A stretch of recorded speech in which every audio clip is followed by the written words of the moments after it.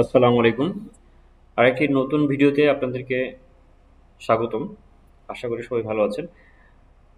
আজকে আমাদের video topic হচ্ছে mechanical draft cooling tower.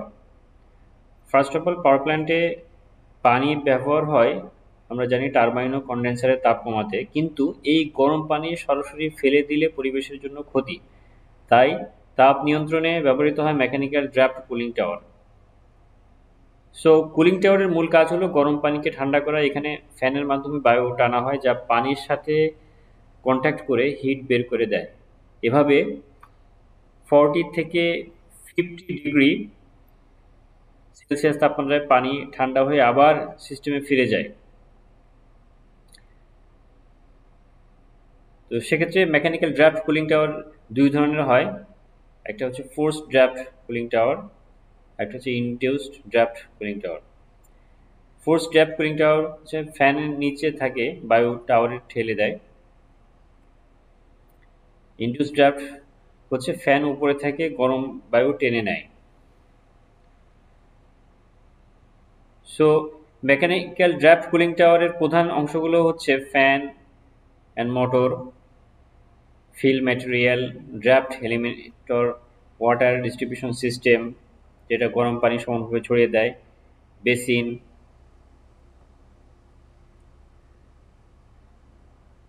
So cooling টাওয়ারের পারফরমেন্সের নির্ভর করে এয়ার ফ্লো, ওয়াটার ফ্লো এবং ফিলের অবস্থার উপর।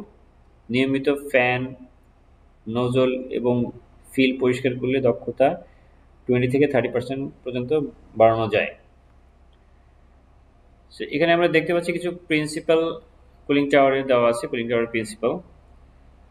সো এখানে যদি water hotter than the dry bulb air, সেক্ষেত্রে both process cool the water, so both terms are positive. This is the number one fact. Number two, water temperature equals air dry bulb temperature only latent cooling tower. This is the second fact. And third fact, water is cooler than air dbt but warmer than air wbt. That's why latent cooling is partly offside. And this is the number fourth case, water temperature equals air wbt. This is the lowest possible temperature achievable with evaporate cooling net. So পাওয়ার প্ল্যান্টের cooling tower basically একটি অপরিহার্য অংশ। এটা তাপ নিয়ন্ত্রণের জন্য খুবই important, যা ছাড়া বিদ্যুৎ উৎপাদন সম্ভব নয়।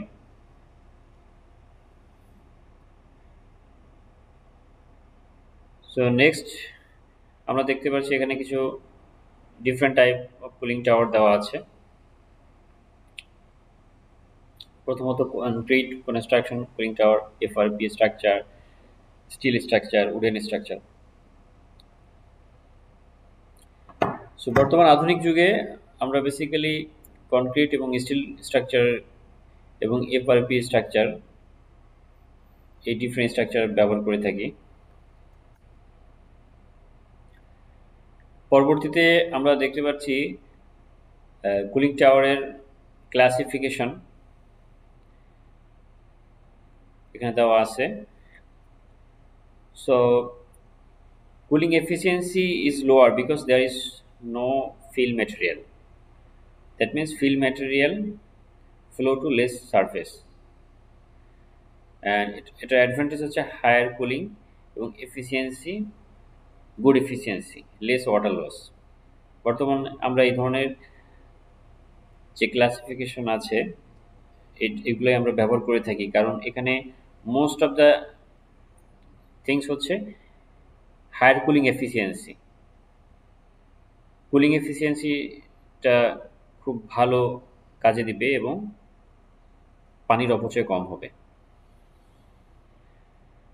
সো পরবর্তীতে আমরা দেখতে পাচ্ছি এখানে কিছু different type of cooling tower দেওয়া আছে। শুরুতে আমরা দুইটা সেগমেন্ট নিয়ে কথা বলেছি। এটা হচ্ছে আমাদের কুলিং টাওয়ারের ইন্টারফেস। প্রত্যেকটা ইকুইপমেন্ট পার্ট বাই পার্ট এখানে দেওয়া হয়েছে। বেসিক্যালি এখানে লেডার, আপার হেডে লেডার আছে। মূলত হট ওয়াটার ইন্টেল পয়েন্ট দিয়ে এখানে নজলের মাধ্যমে স্প্রে হয়ে এই সারফেস এরিয়াতে ফল ডাউন হয়। এরপরে এটা সারফেসের স্পেস অনুযায়ী এটা দ্রুত ঠান্ডা হতে থাকে এবং এটা বেসিনে জমা হয়।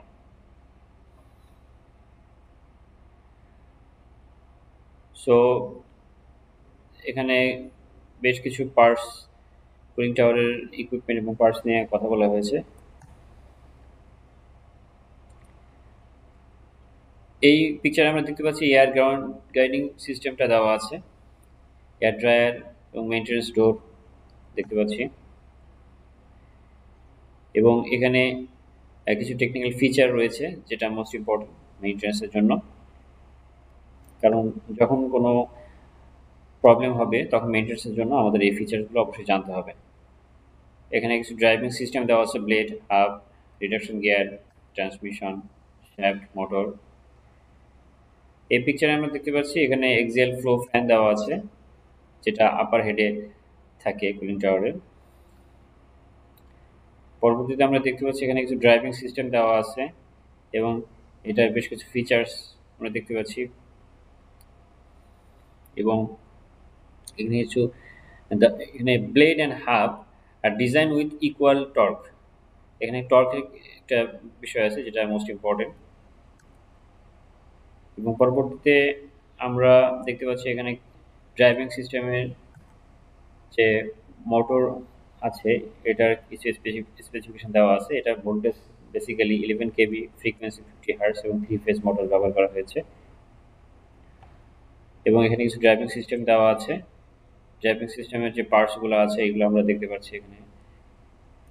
এখানে যেটা আমরা দেখতে পাচ্ছি water cooling system, water drop, যেটার উপরে যে ওয়াটার ড্রপটা হয় এটার কিছু ইকুইপমেন্ট দেওয়া আছে। আর আমরা এই পিকচারে দেখতে পাচ্ছি ওয়াটার ডিস্ট্রিবিউশন সিস্টেম, যে পাইপ দিয়ে ওয়াটার ডিস্ট্রিবিউশন করা হয় সেটা আমরা এখানে দেখতে পাচ্ছি, এটা most important. This is the water cool filter. এখানে হচ্ছে কিছু ফিলার দেওয়া হচ্ছে সারফেস যেটার উপরে ওয়াটার ড্রপ হয়, ওই সারফেস ম্যাটেরিয়ালটা এখানে আমরা দেখতে পাচ্ছি, এটা মোস্ট ইম্পর্টেন্ট। নেক্সট স্লাইডে আমরা দেখতে পাচ্ছি এখানে control of elemental sulphur in cooling towers বিষয়ে কথা বলা হয়েছে। First, mitigation strategies. Chemical inhibitors such as oxidant can be used to prevent the formation of elements sulfur and reduce the risk of corrosion. And then the mechanical removal method, such as high pressure flushing, can be used to remove the sulfur deposit accumulated on the surface of the cooling tower. Regular cleaning helps maintain the efficiency of the cooling system and prevent further corrosion.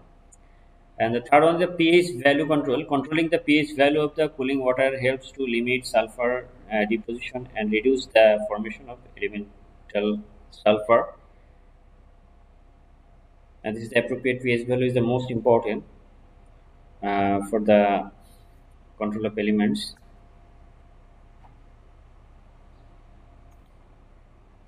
Next slide আমরা দেখতে পাচ্ছি online real time monitoring of cooling towers. So আমরা online monitoring করতে পারবো real টাইমের cooling টাওয়ারের। তো first of all, early fault detection can detect faults and abnormal condition in the cooling tower system at an early stage, enabling prompt corrective actions to be taken. Early detection helps prevent small issues from escalating into major problems, reducing downtime and maintenance cost. And next, predictive maintenance. Predictive maintenance based on real-time data can proactively schedule maintenance plans and optimize maintenance activities. This approach helps to extend the service life of cooling tower components and enhance the reliability of the entire system. And the parameter monitoring, key parameters such as page value, conductivity, temperature, and microbial activity will be continuous monitoring in the real time to ensure the system operator at its optimal performance. Monitoring these parameters helps make informed decision regarding chemical dosing, system adjustment, and maintenance requirements. তো cooling টাওয়ারের maintenance team থাকবে। তাদের কাজ হচ্ছে যদি কখনো cooling টাওয়ারের যে কোনো ইকুইপমেন্টে কোনো ধরনের প্রবলেম হয়, মেজর বা মাইনর প্রবলেম, সেক্ষেত্রে তাদেরকে এটা অ্যাজ আর্লি অ্যাজ পসিবল এটা সমাধান করা। সো এই ভিডিওতে বেসিক্যালি আমরা পাওয়ার প্ল্যান্টের মেকানিক্যাল ড্রাফট কুলিং টাওয়ার বিষয় নিয়ে আলোচনা করেছি। এখানে আমরা জানতে পারবো ফোর্স অ্যান্ড ইনডিউস ড্রাফটের পার্থক্য, প্রধান অংশগুলো এবং কিভাবে এটি পানির তাপমাত্রা নিয়ন্ত্রণ করে পুরো সিস্টেমটাকে কার্যকর রাখে। সো ভিডিওটি আপনাদের কাছে কেমন লেগেছে অবশ্যই জানাবেন, এবং পরবর্তী ভিডিও দেখার জন্য সবাইকে অনুরোধ রইল। এবং আমার ভিডিওটি যদি ভালো লেগে থাকে অবশ্যই আমার চ্যানেলটি সাবস্ক্রাইব করবেন এবং লাইক শেয়ার করবেন, এবং যদি কোনো কোশ্চেন থাকে তাহলে অবশ্যই কমেন্টে কোশ্চেন আমাদেরকে জানাবেন, সেক্ষেত্রে আমি অবশ্যই আপনাদেরকে রিপ্লাই দেব। অসংখ্য ধন্যবাদ ভিডিওটি দেখার জন্য। সো পরবর্তী ভিডিও দেখার আমন্ত্রণ রইল। শুভকামনা সবাইকে। আল্লাহ হাফেজ।